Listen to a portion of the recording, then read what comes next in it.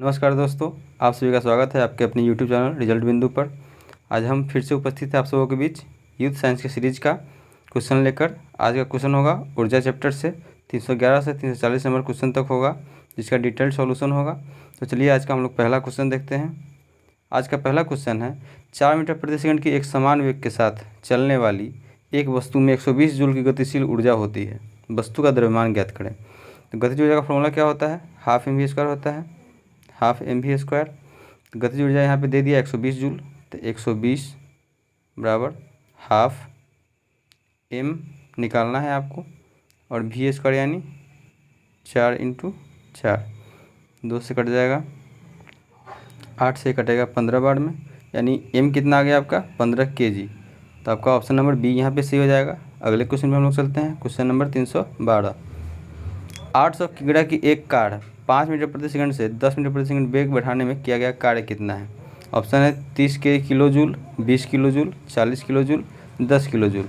यहाँ पे आपसे पूछ रहा है क्या कि वेग बढ़ाने में किया गया कार्य। तो हम लोग निकालेंगे पहले हाफ mv² पर। हाफ mv² क्या हो जाएगा? हाफ mv² हो जाएगा हाफ m हो जाएगा 800 किलो और v²। तो पहले हम पहला वाला वेग लेंगे, तो 5 × 5, तो यहाँ से कितना आ जाएगा आपका 25 चुके 100 यानी 10,000। और दूसरे से निकालेंगे, दूसरे वेग से, तो हाफ m है आपका 800 और v हो जाएगा v² 10 × 10 100 हो जाएगा। यहाँ से आपका कट के कितना आ जाएगा 40,000। तो वेग बढ़ाने में किया गया कार्य कितना हो जाएगा? 40,000 में से 10,000 हम घटाएंगे तो 30,000 जूल। 30,000 जूल यानी 1000 को हम लोग किलो लिखते हैं, तो 30 किलो जूल आपका ऑप्शन नंबर ए सही हो जाएगा। अगले क्वेश्चन में हम लोग चलते हैं।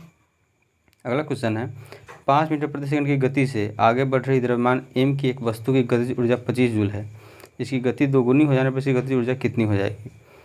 गतिज दोगुनी हो जाने पर यानी गतिज ऊर्जा कितनी हो जाएगी गति दोगुनी होने पर? तो पहले हम लोग इसका m निकालते हैं, यानी इसका मास निकालते हैं। तो हाफ m v² दे रहा है 25 हो जाएगा आपका, इक्वल टू में कितना आ जाएगा 25 जूल। तो यहाँ से आपका निकल के आ रहा है m बराबर क्या आ रहा है 2। तो अब हम निकालेंगे क्या कि जब गति दोगुनी हो जाएगी तब, तो हाफ m है, हम लोग निकाले थे 2, और गतिज ऊर्जा यानी गति दोगुनी करने पर, तो 5 को दोगुना करेंगे तो 10, तो 10 × 10 100 हो जाएगा, 2 से 2 कट जाएगा यानी 100 जूल। आपका ऑप्शन नंबर ए सही हो जाएगा। गति को जब हम दोगुना कर देंगे तो गति ऊर्जा कितना हो जाएगा 100 जूल हो जाएगा। ऑप्शन नंबर ए करेक्ट होगा। अगले क्वेश्चन पर हम लोग चलते हैं। अगला क्वेश्चन है, 12 kg की एक वस्तु जब भूमि से 5 मीटर की ऊंचाई पर हो तो इसमें निहित ऊर्जा कितनी होगी? यहाँ ऊंचाई की बात कर रहा है, तो यहाँ पे हम लोग स्थितिज ऊर्जा का फॉर्मूला लगाएंगे, यानी पोटेंशियल एनर्जी का। पोटेंशियल एनर्जी बराबर क्या होता है? mgh होता है, mgh। तो m का मान दिया है 12, g का मान लेना है आपको 9.8 और h का मान कितना है 5। तो यहाँ से आप निकालिएगा तो क्या होगा, इसके नीचे 10, 5 दूनी 10, 2 से 49, 12 108, यानी 12 108 बचा 10, 12 चौका 48 है 10 58, यानी 588। ऑप्शन नंबर डी यहाँ पे सही होगा। अगले क्वेश्चन में हम लोग चलते हैं। पृथ्वी की ओर मुक्त रूप से गिरने वाले पिंड की कुल ऊर्जा में क्या परिवर्तन होगा? ऑप्शन है, इनमें कोई परिवर्तन नहीं होगा, प्रारंभ में कमी होकर बाद में वृद्धि होगी, इसमें वृद्धि होगी, इसमें कमी होगी। देखिए, जब कोई वस्तु किसी ऊंचाई पे होती है, ऊंचाई से जब हम गिराया जाता है, तो जब पहले ऊंचाई पे होती है तो उसमें कौन सी ऊर्जा होगी? स्थितिज ऊर्जा होती है। और जब वो नीचे गिरने लगती है तो उसमें गतिज ऊर्जा आ जाती है। तो जैसे जैसे स्थितिज ऊर्जा घटता जाता है, गतिज ऊर्जा बढ़ता जाता है, अर्थात इसमें कोई परिवर्तन नहीं होता है। यहाँ पे गतिज ऊर्जा सबसे ऊपर शून्य होता है और स्थितिज ऊर्जा महत्तम होता है, यानी अधिकतम होता है, जबकि नीचे पहुँचने पर गतिज ऊर्जा अधिकतम, जबकि स्थितिज ऊर्जा जो है शून्य आ जाता है। तो इसमें कोई परिवर्तन नहीं होता है। ऑप्शन नंबर ए यहाँ पे आपका सही हो जाएगा कि इसमें कोई परिवर्तन नहीं होगा। पृथ्वी की ओर मुक्त रूप से गिरने वाले पिंड की कुल ऊर्जा में परिवर्तन नहीं होगा। अगले क्वेश्चन में हम लोग चलते हैं। क्वेश्चन है, 1 kg की वस्तु 30 मीटर की ऊंचाई से भूमि पर गिराई जाती है, गुरुत्व बल द्वारा किया गया कार्य कितना होगा? तो ऊंचाई पर कह रहा है, तो ऊंचाई पर है तो इसमें हम mgh फॉर्मूला लगाएंगे, यानी पोटेंशियल एनर्जी, स्थितिज ऊर्जा का फॉर्मूला लगाएंगे। तो m आपका है 1 kg, g लेना है आपका 10 और h कितना है 30, तो यहाँ पे आपका 300 joule, answer option number B सही हो जाएगा। अगले क्वेश्चन में लोग चलते हैं। एक 10 केजी की वस्तु 5 मीटर प्रति सेकंड की गति से गतिमान है। वस्तु की गतिज ऊर्जा, तो गतिज ऊर्जा हाफ एम स्क्वायर होता है, तो हाफ एम होगा 10 और भी स्क्वायर 25, 5 × 5 25, 2 से 1 कट जाएगा, तो 25 पंचे 125 जूल, यानी ऑप्शन नंबर ए सही हो जाएगा कि एक 10 केजी की वस्तु 5 मीटर प्रति सेकंड की गति से गतिमान है, तो वस्तु की गतिज ऊर्जा कितनी होगी, 125 जूल होगी। अगला क्वेश्चन, 3 केजी की एक पिस्तौल से 180 मीटर प्रति सेकंड वेग से एक 40 ग्राम की गोली क्षैतिज रूप से चलाई जाती है। पिस्तौल का प्रतिघाती वेग कितना होगा? ऑप्शन है -1.8 मीटर प्रति सेकंड, -1.25 मीटर प्रति सेकंड, -2.4 मीटर प्रति सेकंड, -3.0 मीटर प्रति सेकंड। इसमें जो है 3 केजी की एक पिस्तौल से 180 मीटर प्रति सेकंड के वेग से 40 ग्राम की एक गोली क्षैतिज रूप से चलाई जा रही है, तो ये संवेग संरक्षण के सिद्धांत पर कार्य करेगा। इसमें 3 केजी की पिस्तौल है, तो संवेग बराबर क्या होता है, P = mv होता है, यानी P = mv, यानी मास इंटू वेलोसिटी। तो मास कितना है आपका बंदूक का, पिस्तौल का 3 केजी है, और इसका पता नहीं हमको, पिस्तौल का वेग पता नहीं है, तो v रहेगा। और यहाँ पे हम देखें कि 180 मीटर प्रति सेकंड के वेग से गोली निकल रही है, तो 180 मीटर प्रति सेकंड हो गया, और 40 ग्राम की गोली है, तो इसको हम लोग किलो में बदल देंगे, 1000 से भाग दे देंगे, 2 0 से 1 0 से 1 0 कैंसिल, 1 0 से 1 0 यहाँ पे कैंसिल, 2 दूनी 4, 2 पंचे 10, 3 से 3 छः 18, 6 दूना 12, 12/5, यानी आपका क्या आ जाएगा, 5 दूना 10, 5 चौका 20, 2.4 मीटर प्रति सेकंड। और प्रतिघाती वेग पूछ रहा है, यानी कि बंदूक जो है पीछे की तरफ भागेगी, इसलिए ये माइनस में होगा, -2.4 मीटर प्रति सेकंड। अगला क्वेश्चन है, धरती से टकराने से तुरंत पहले यदि 2 केजी द्रव्यमान की वस्तु की गतिज ऊर्जा 400 जूल है, इसे किस ऊंचाई से गिराया गया था? हम लोग जानते हैं कि कोई वस्तु को जब ऊपर से हम गिराते हैं तो गतिज ऊर्जा और स्थितिज ऊर्जा का योग जो होता है नियत होता है, तो यहाँ पे गतिज ऊर्जा जो है स्थितिज ऊर्जा के बराबर हो जाएगा। तो गतिज ऊर्जा 400 जूल है, तो स्थितिज ऊर्जा के बराबर होगा, तो स्थितिज ऊर्जा क्या होता है, mgh होता है। तो 400 = m आपका कितना है 2, g आपका लेना है 10, और h आपसे पूछ रहा है, तो 0 से 0, 2 से 20, यानी h बराबर क्या हो जाएगा, 20 मीटर प्रति सेकंड हो जाएगा, सॉरी 20 मीटर प्रति सेकंड नहीं, 20 मीटर हो जाएगा। आपका ऊंचाई पूछ रहा है, तो 20 मीटर हो जाएगा, ऑप्शन नंबर सी सही हो जाएगा। अगले क्वेश्चन में हम लोग चलते हैं, निम्नलिखित में से किस में स्थितिज ऊर्जा होती है? तो गिरता हुआ वायुयान, तो इसमें गति होगा, तो ये गतिज ऊर्जा हो जाएगा। उड़ता हुआ वायुयान, इसमें भी गति होगा, तो इसमें भी गतिज ऊर्जा। दौड़ता हुआ धावक, गति के कारण गतिज ऊर्जा। जबकि बांध का पानी जो रुका हुआ है, उसमें स्थिति के कारण जो है उसका ऊर्जा जो है स्थितिज ऊर्जा है, तो आपका ऑप्शन नंबर ए सही हो जाएगा। बांध के पानी में स्थितिज ऊर्जा है, जबकि ये तीनों ऑप्शन जो है ये गतिज ऊर्जा के उदाहरण हैं। अगले क्वेश्चन में हम लोग चलते हैं। अगला क्वेश्चन है, निम्नलिखित में से कौन सी वस्तुओं में स्थितिज ऊर्जा होगी? तो आपका ऑप्शन है चलती हुई गोली, ये गतिज ऊर्जा। बहने वाली हवा, गति के कारण गतिज ऊर्जा। एक लुढ़कता हुआ पत्थर, तो लुढ़क रहा है मतलब गति है, तो इसमें भी गतिज ऊर्जा। जबकि उठाया हुआ हथौड़ा, हथौड़ा उठाया हुआ, तो इसमें क्या हो जाएगा, स्थितिज ऊर्जा हो जाएगा। तो आपका ऑप्शन नंबर डी यहाँ पे सही हो जाएगा, उठाया हुआ हथौड़ा। इसमें कौन सा ऊर्जा होगा, स्थितिज ऊर्जा। अगले क्वेश्चन पे हम लोग चलते हैं।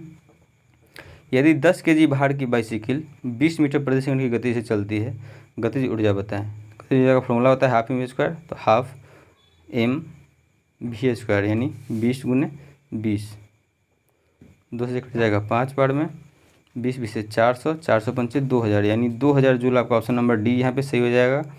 अगला क्वेश्चन है, 14 केजी द्रव्यमान की एक वस्तु 5 मीटर प्रति सेकंड के समान वेग के साथ आगे बढ़ रही है, वस्तु में निहित गतिज ऊर्जा बताएं। गतिज ऊर्जा फिर से है, तो हाफ m यानी 14, v² यानी 25, 2 से 14 कटेगा 7 बार में, 25 7 175, यानी ऑप्शन नंबर डी 175 जूल आपका यहाँ पे सही आंसर होगा। अगला क्वेश्चन है, निम्नलिखित में से किसमें गतिज ऊर्जा नहीं होती है? तो लुढ़कता हुआ पत्थर में गतिज ऊर्जा है, गतिमान कार में गतिज ऊर्जा है, गिरता हुआ नारियल में गतिज ऊर्जा है, जबकि उठाया हुआ हथौड़ा में गतिज ऊर्जा नहीं, जबकि इसमें क्या है, स्थितिज ऊर्जा है, स्थितिज ऊर्जा है। तो आपका ऑप्शन नंबर सी यहाँ पे सही हो जाएगा कि उठाए हुए हथौड़े में कौन सा ऊर्जा है, स्थितिज ऊर्जा है, गतिज ऊर्जा नहीं है। अगले क्वेश्चन में हम लोग चलते हैं। अगला क्वेश्चन है, इनमें से किस वस्तु के पास गतिज ऊर्जा नहीं है?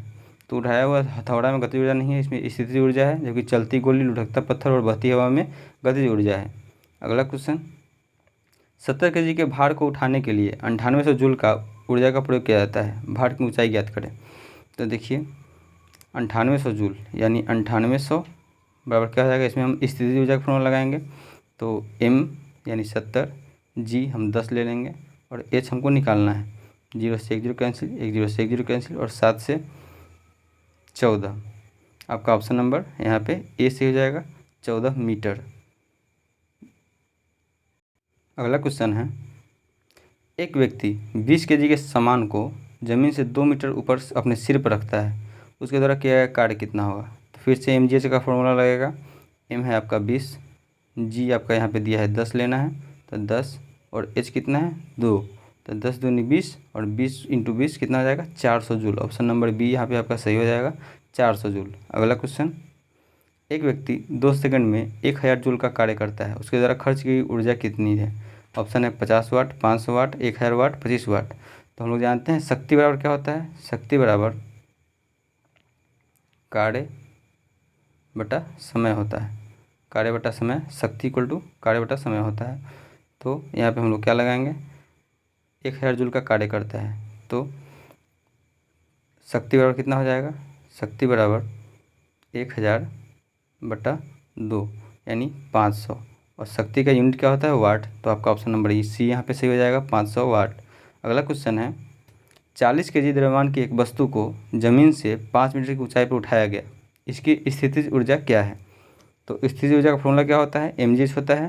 तो m की जगह पे 40, g आपका 10 लेना है और h कितना है 5, 10 × 50, 50 × 40 कितना हो जाएगा 2000 जूल। आपका ऑप्शन नंबर बी यहाँ पे सही हो जाएगा, जबकि यहाँ पे आपका ऑप्शन नंबर सी 2000 वाट है। तो वाट तो शक्ति का होता है।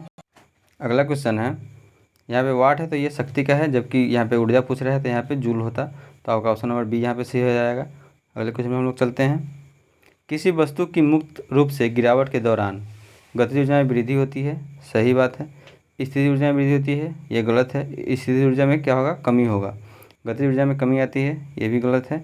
गतिज ऊर्जा में कोई परिवर्तन नहीं होता, ये भी गलत है। तो यहाँ पे आपका ऑप्शन नंबर ए सही हो जाएगा, गतिज ऊर्जा में क्या होती है, वृद्धि होती है। अगले क्वेश्चन पर हम लोग चलते हैं, किसी निश्चित ऊंचाई पर गतिमान किसी वस्तु के वेग को 4 गुना बढ़ा दिया जाए तो उस वस्तु की स्थितिज ऊर्जा में क्या परिवर्तन होगा। तो स्थितिज ऊर्जा में कोई परिवर्तन नहीं होगा। आपका ऑप्शन नंबर ए यहाँ पे सही हो जाएगा, क्योंकि गति को जब 4 गुना बढ़ा दिया जाता है तो अगर गतिज ऊर्जा पूछता तो 16 गुना हो जाता, जबकि स्थितिज ऊर्जा में कोई परिवर्तन नहीं होगा, क्योंकि हम लोग जानते हैं कि स्थितिज ऊर्जा का फॉर्मूला क्या होता है, mgh होता है। mgh यहाँ पे गति की कोई बात ही नहीं है, तो गति में कितना ही परिवर्तन कर दिया जाए उससे कोई फर्क नहीं पड़ेगा स्थितिज ऊर्जा में। अगला क्वेश्चन है, साइकिल चलाते समय ऊर्जा का किस प्रकार रूपांतरण होता है। ऑप्शन है स्थितिज ऊर्जा पेशीय ऊर्जा में रूपांतरित होती है, रासायनिक ऊर्जा पेशीय ऊर्जा में और फिर गतिज ऊर्जा में रूपांतरित होती है, रासायनिक ऊर्जा यांत्रिक ऊर्जा में रूपांतरित होती है, यांत्रिक ऊर्जा गतिज ऊर्जा में रूपांतरित होती है। यहाँ पे आपका ऑप्शन नंबर बी यहाँ पे सही हो जाएगा कि रासायनिक ऊर्जा पेशीय ऊर्जा में और फिर गतिज ऊर्जा में रूपांतरित होती है। ऑप्शन नंबर बी, साइकिल चलाते समय ऊर्जा का किस प्रकार रूपांतरण होता है, रासायनिक ऊर्जा पेशीय ऊर्जा में और फिर गतिज ऊर्जा में रूपांतरित होती है। ऑप्शन नंबर बी यहाँ पे सही होगा। अगला क्वेश्चन है, किसी खींचे हुए रबड़ बैंड में किस प्रकार की ऊर्जा होती है। तो किसी खींचे हुए रबड़ बैंड में स्थितिज ऊर्जा होती है, स्थितिज ऊर्जा किसी खींचे हुए रबड़ बैंड में होती है। अगला क्वेश्चन है, एक संपीड़ित स्प्रिंग में सामान्य स्प्रिंग की तुलना में कौन सा ऊर्जा होगा। तो अधिक ऊर्जा होगा, अधिक ऊर्जा होगा क्योंकि उसमें स्थितिज ऊर्जा आ जाएगी, जिसके कारण वो अधिक ऊर्जा हो जाएगा उसमें सामान्य स्प्रिंग की तुलना में संपीड़ित स्प्रिंग में।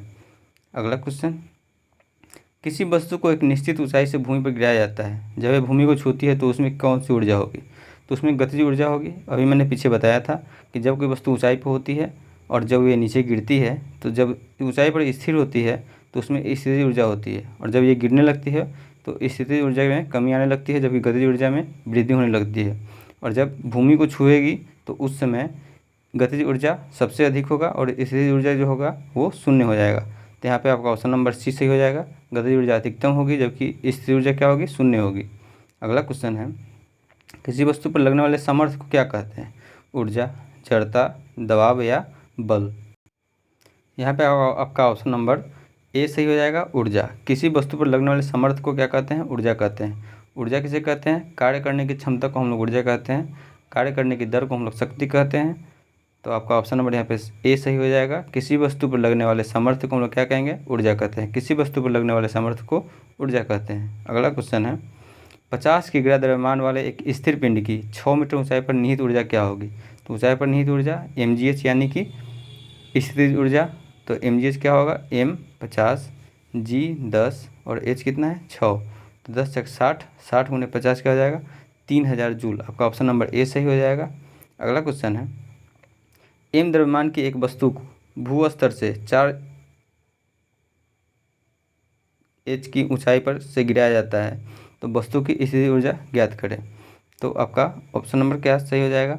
mgh होता है आपका, हम लोग जानते हैं कि स्थिति ऊर्जा का फॉर्मूला होता है। तो m की जगह पर आपका m ही दिया है, g की जगह पर g ही रहेगा और h कितना दिया है? 4h, यानी 4 mgh हो जाएगा। आपका ऑप्शन नंबर ए से हो जाएगा 4 mgh। स्थिति ऊर्जा कितना होगा? 4 mgh होगा। अगला क्वेश्चन है 11 kg की एक वस्तु जब भूमि से 7 मीटर की ऊंचाई पर हो तब इसमें निहित ऊर्जा कितनी होगी? तो फिर से mgh लगाएंगे हम लोग। m है आपका 11, g है आपका 9.8 और h कितना है? 7। जब आप इसको कैलकुलेट कीजिएगा तो आपका ऑप्शन नंबर डी सही होगा, यानी कि 754.6 जूल आपका ऑप्शन होगा, सही होगा। अगला क्वेश्चन है 10 kg की एक वस्तु जब भूमि से 7 मीटर की ऊंचाई पर हो तब इसमें निहित ऊर्जा कितनी होगी? फिर से mgh लगाएंगे। m दिया है 10, g है आपका 9.8 और h कितना है? 7। तो हम लोग जब इसको गुना करेंगे तो 8 7 56, 9 7 63, 63 5 68, यानी 686 जूल आपका सही आंसर होगा। ऑप्शन नंबर बी यहाँ पे सही हो जाएगा। आप सबों को इस सेशन में जुड़ने के लिए धन्यवाद। अगर वीडियो अच्छा लगे तो लाइक करें, शेयर करें वीडियो को ज़्यादा से ज़्यादा और चैनल को सब्सक्राइब करें। धन्यवाद।